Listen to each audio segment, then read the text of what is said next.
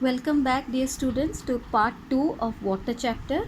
Here we are going to study about hydrated and anhydrous substances, properties of substances like efflorescence, deliquescence and hygroscopy, and we will study the difference between drying and dehydrating agent. Now, before studying about hydrated substances, let us come to know what are crystals. Now, crystals are homogeneous solids having a definite or particular geometrical shape. They are bounded by plane figures meeting at sharp edges at definite angles to each other. Okay, now you can have crystals which are monoclinic or rhombic or cuboid or cubes. So these are crystals, and such salts are known as crystalline solids. Now the opposite of crystals is amorphous solids. Amorphous means powdery, which has no fixed geometric shape. Now, how are crystals formed? Crystals are formed by the process called crystallization, in which these crystals are separated or deposited from a hot saturated solution on cooling gently. Now you take a hot saturated solution, you already know what it is, and then on gently cooling you will see crystals getting separated or deposited. And amorphous solids, they are formed generally if you rapidly cool a saturated solution, then the liquid will not have any definite geometric shape and they will form amorphous powder. Now there are certain salts which are associated with a fixed number of water molecules which enter into a loose chemical combination with these salts when the substance is crystallized from its hot saturated solution. Now these definite or fixed number of water molecules are known as water of crystallization. Water of crystallization. I am repeating the definition. Please hear carefully. The fixed number of water molecules which enter into a loose chemical combination with the substance when the substance is crystallized from its hot saturated solution is known as water of crystallization. Now these salts which are associated with these water of crystallization molecules are known as hydrated crystals. Hydrated crystals. Now let us see some examples. You have blue vitriol or hydrated copper sulfate, which has 5 water of crystallization molecules. This is known as blue vitriol. Similarly, you have green vitriol or ferrous sulfate, which has 7 water of crystallization molecules. Now this is fixed for a particular salt. Then you have Epsom salt, which is magnesium sulfate, which also has 7 water of crystallization molecules. This is called Epsom salt. Then you have Glauber's salt, sodium sulfate, decahydrate. This is magnesium sulfate, heptahydrate, Epsom salt. Green vitriol is ferrous sulfate, heptahydrate, and blue vitriol is copper sulfate, pentahydrate. Now Glauber's salt is sodium sulfate, decahydrate. Glauber's, Glau, Glauber's salt. Then you have calcium sulfate dihydrate, which is commonly called gypsum, which is calcium sulfate dihydrate.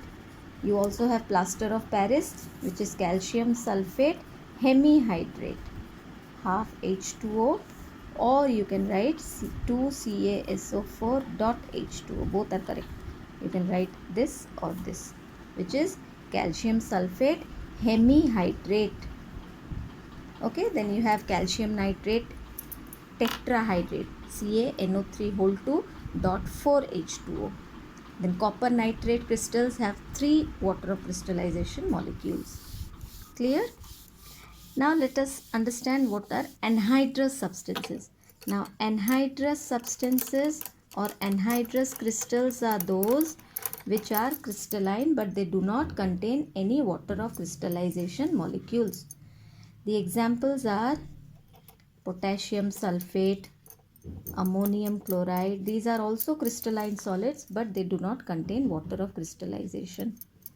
Sodium chloride, lead chloride, then you have potassium nitrate or niter, etc. All these are called anhydrous crystals or anhydrous substances. Okay, now let us study about the properties of certain salts. Now the first property is efflorescence. Please check the spelling correctly.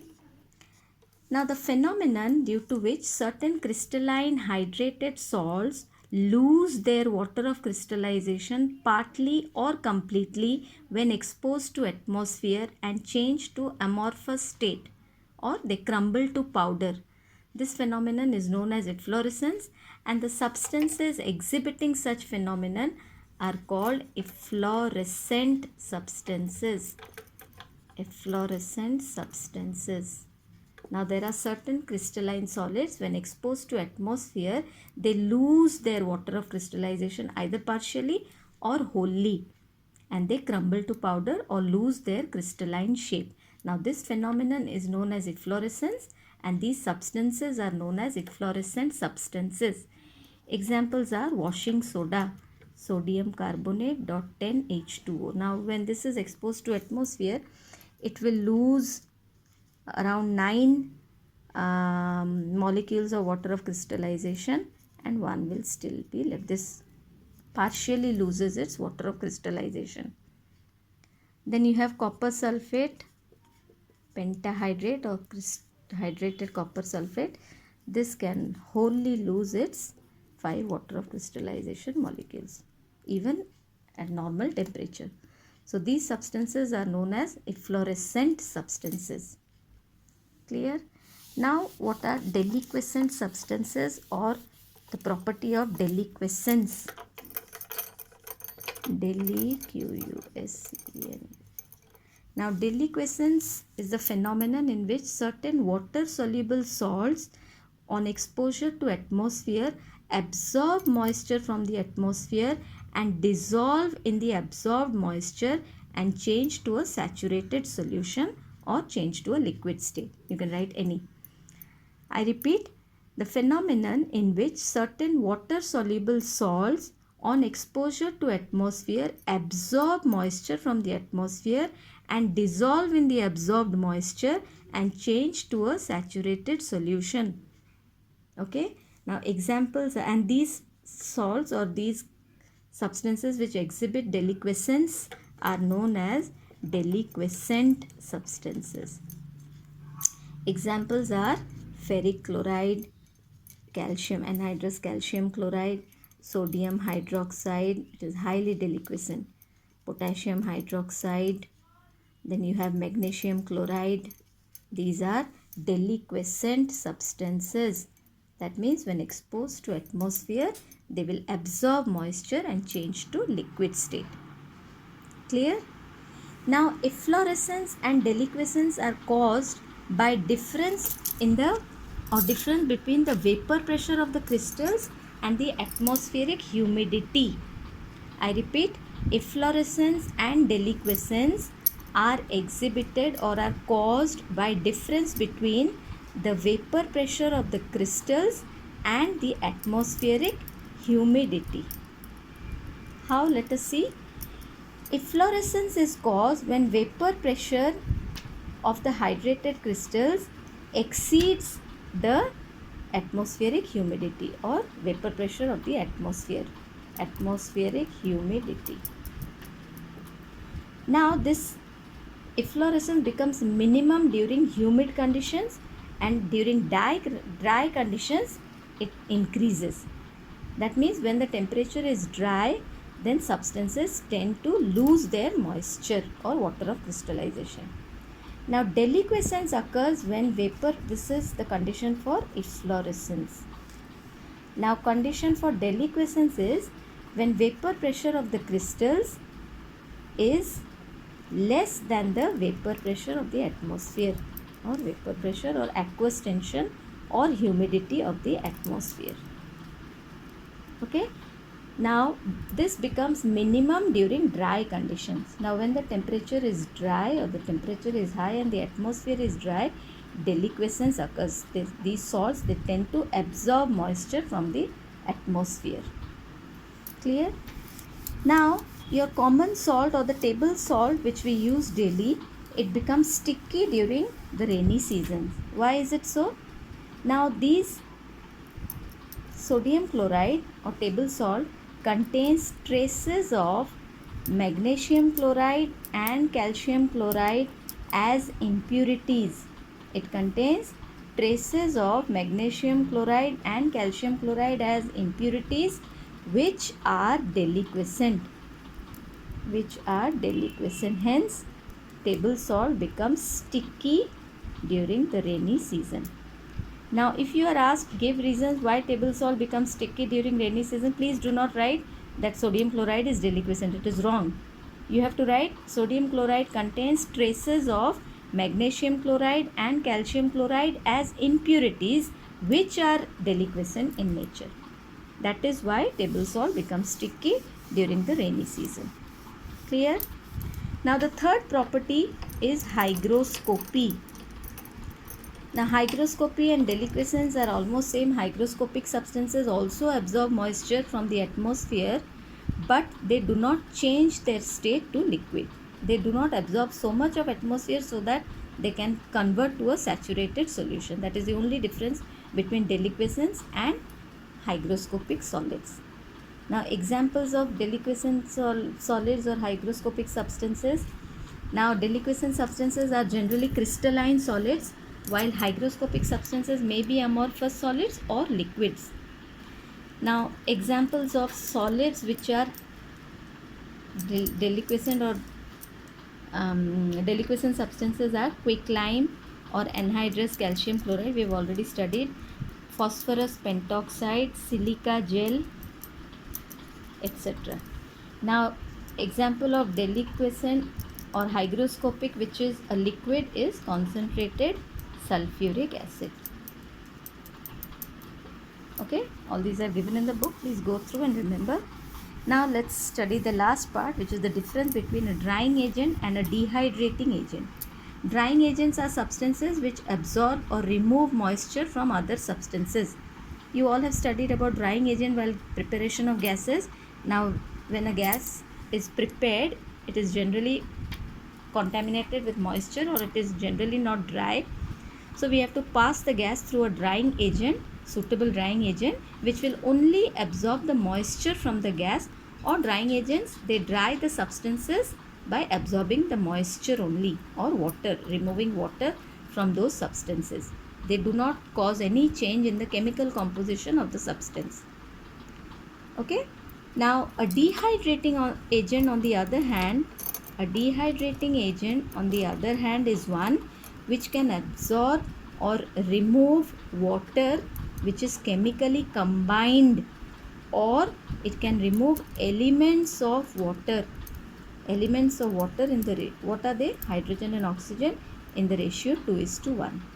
I repeat, dehydrating agents are those substances which remove chemically combined water which is chemically combined to a substance, or it removes elements of water from compounds due to their strong affinity for water.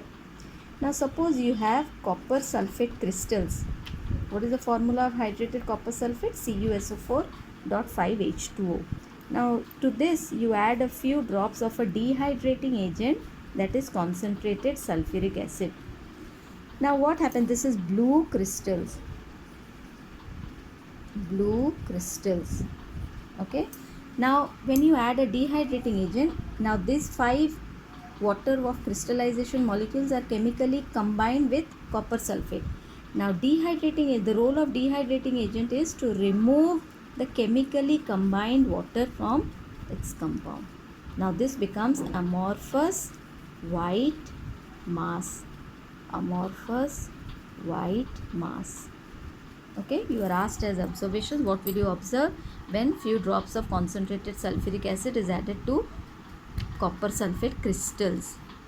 Now another example of a dehydrating agent is, suppose you have glucose. If you are asked sugar, you can give this formula, no problem.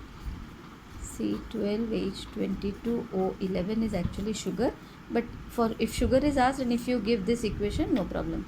So C6H12O6, this is sugar. When you add few drops of concentrated sulfuric acid to sugar crystals, you will see that the elements of water H and O are removed from the sugar crystals and 5 water molecules are removed, and this gives a black spongy mass, or you can say sugar gets charred.